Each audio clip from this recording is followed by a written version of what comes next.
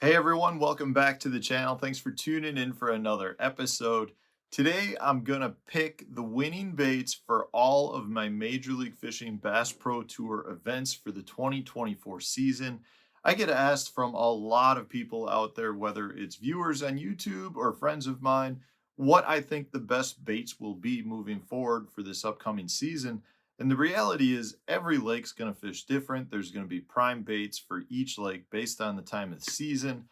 And it always has me thinking about what baits I need. And one of the things, if you watch my channel on a regular basis, one of the things that you know that I like to do is order the baits that I think I'm going to need ahead of time so that I have them here and I'm not rushing to get things for each of those events. So I'm kind of sitting down here starting to go through some tackle, and I was going through each of these different tournaments, thinking to myself, based on time of year, based on what I know about these fisheries, are there any baits that I need to get and what I think those winning baits are going to be? So I figured I would kind of walk you through each of these events, give you a quick summary of the lake itself and what bait I think is going to be the winning bait. And by winning bait, maybe it won't necessarily be the number one winning bait. I hope that it is because I'm already thinking about them. But the reality is, I do think that these are going to be major players in these events. So let's jump right down into it. The first event I have is Toledo Bend down in Texas, January 30th through February 4th. So we're talking about a wintertime event. Toledo Bend, I've heard, is fishing better, but I also have heard it's down several feet right now, like 4 or 5, 6 foot range. I haven't checked recently, but based on what I know, there is very little cover that's in the water, at least shoreline related. So what that means is you're going to have a lot of standing timber. You're going to have a lot of fish relating to drains and ditches. And anytime that that happens, you mix those two things together, standing timber with drains and ditches down in Texas, you get a lot of fish that are going to congregate in those areas. And one bait that I think could really show out there is a bait we haven't heard much about, but it's this guy right here, the Power Switch. So this is a Berkeley product. It's called the Power Switch. It's a slash bait. This is a little 3-inch one, but it weighs 3/8 of an ounce. They've got a lot of different sizes, but I really think that this could play out because you're going to have a lot of fish that are a little bit deeper, not super deep, but in that, let's say, that 10 to 20 foot range. And you're going to have a lot of fish that are relating to ditches and those drains and the standing timber that's around that, which probably means it's going to be dominated by forward facing sonar. And if that's going to be the case, this little guy has really been catching them really well for a lot of people. But because it is heavier, it's going to let you fish some of those deeper fish. And I do see that this guy will play heavily at Toledo Bend, at least a lot of your forward facing sonar products. But I have a feeling that that Power Switch, based on what I know about it and how well I've done on it and how well I know a lot of other pros are starting to do on it, I think we're going to see that kind of show out first event of the year. And based on conditions, assuming nothing changes over the next, man, it's a little over a month. If there's not a big major influx of water, I don't see the fish really flooding the bank there. So because of that, I do think it's going to be a forward facing sonar event offshore. After that, we head to Santee Cooper in South Carolina, February 20th through the 25th. So you're talking about a shallow water fishery, lots of cypress trees, lots of backwater kind of areas, lots of main lake stuff with, again, a lot of standing timber. Generally, that place tends to fish shallower. And if that's the case, I do think what we're going to see, because we're probably going to be right on the verge of the spawn. I'm guessing more pre-spawn, but we're going to be close to it.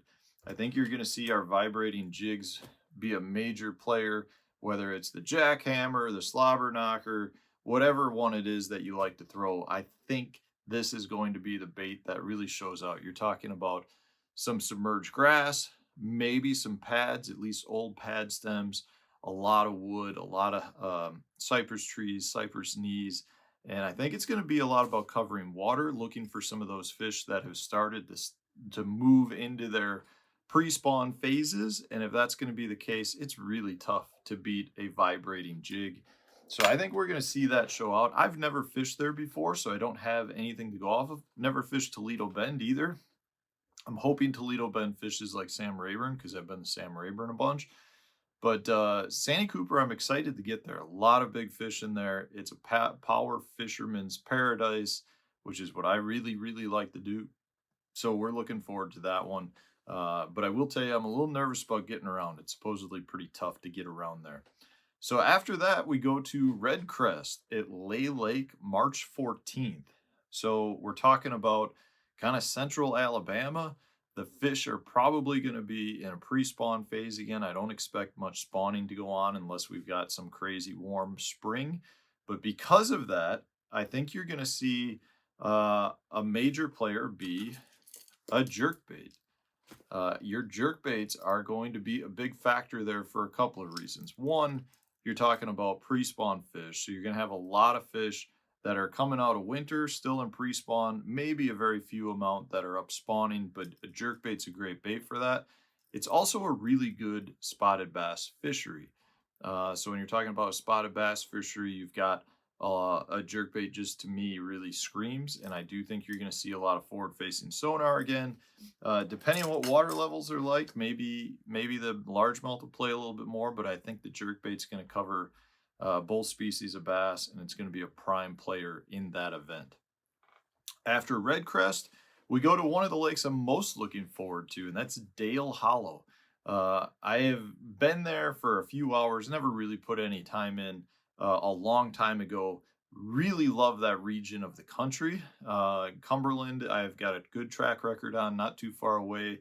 Dale Hollow's pretty much right down the road from it. Extremely excited for this one. Now, this could go either way in terms of a spawn. I still think it's going to be primarily pre-spawn. I think there's going to be a lot of fish setting up on some points. And one thing that I know about people on Dale Hollow that they're crushing them on right now, and that is a hover rig. I fully expect a hover rig to be a major player there for both all three species of bass, to be honest with you.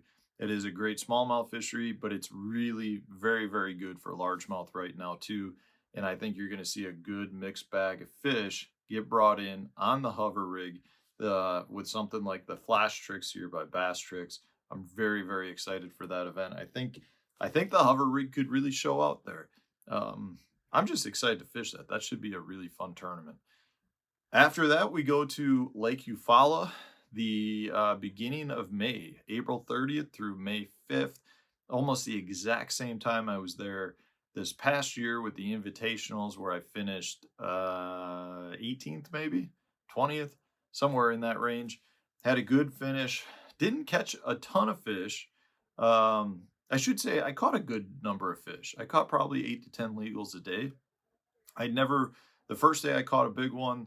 Actually, I caught fish in like that 3.5 pound range pretty much each day. I had a good tournament, I guess, but I never caught like an insane number of fish. And remember, Bass Pro Tour is about catching numbers of quality fish versus your best 5. So from that standpoint, I'm not sure that I'll be able to rely on what I was doing, which was flipping a hover rig around with a Berkley Max Scent Creature Hog. I think I'll probably end up concentrating in areas where I had more numbers of fish last year in practice. That was in an area that really got pounded very heavily by a lot of boats. But because we've got smaller fields, I think that might really open up more, which again is why I'm not necessarily thinking about doing what I was doing last time. This year with less boats, you can have a lot of fish up shallow, a lot of fish that are bank related. And one of the best baits to be throwing there is a shallow running crankbait like the Berkley Dime 6 here, covering a ton of water, which was hard to do in the invitational because there were a lot of anglers fishing in the Clearwater areas. But only having 40 boats out this time per day, I really think you're going to be able to cover a lot of water and try to get on some of those very aggressive fish. And that's where throwing a Dime 6 or a similar shallower running crankbait could really, really shine. Again, I like that lake. I'm looking forward to getting back there as well. After we go to Eufaula, we head out to the East Coast to fish a couple of tidal rivers. The first one is the Chowan River, which is located in North Carolina. That is June 4th through June 9th. Know very, very little about it other than the fact that it's a tidal water. Anytime you're talking about tidal water, one of your major factors is going to be a wacky rig worm, whether it's a general or a Cinco or a yum dinger, whatever you like to throw. A wacky rig soft stick bait is a really good player in tidal rivers. One of the reasons is because they are unweighted. You can just let the current kind of bring the bait past the fish, but the fish tend to group up. And anytime you've got a lot of fish grouped up, a wacky rig's a good bait to go in and pick them off one by one. So I expect that to be a good player. Don't know much about it. I expect them to be pretty much post spawn. Looking forward to it. Looking forward to that one. After the Chowan River, we go a little bit north of there up to the James River, the end of June, June 25th through June 30th. Again, I've been there that time of year. That's kind of, again, like post-spawn phase, but I expect that one to be one fishing a frog. You can cover a lot of water with a frog. There's a lot of vegetation there, a lot of good cypress trees, a lot of docks, a lot of good shallow water cover. And I just feel like that's a good bait that you're going to see shine. Again, your wacky rig's going to be good too. Your topwater baits are a good place at the James. Most of the baits that play at the Chowan River will probably play at the James River as well. That's going to be more about finding that group of fish and being able to time the tide appropriately. So yeah, we'll see. That's not necessarily another one. I don't really like tidal rivers, which sounds weird for me because I really like river fishing. What I don't like is how much the currents change and it moves the fish around. So it doesn't necessarily fish like a river. It fishes like a river at the moment you're fishing it, but just because you found fish in one spot one day does not mean they're going to be there 2 hours later. So there's a lot of movement. If I think I would really, really like it if I was a local fishing those rivers because you'd have your timing down perfectly.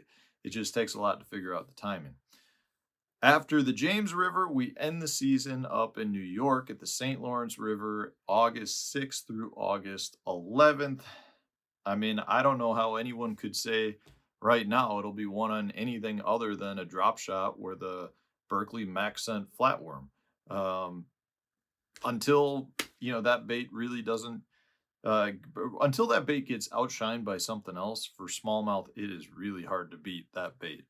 Every time we go up there, that's one of the major players. Anytime you go to a smallmouth fishery, that is the major player.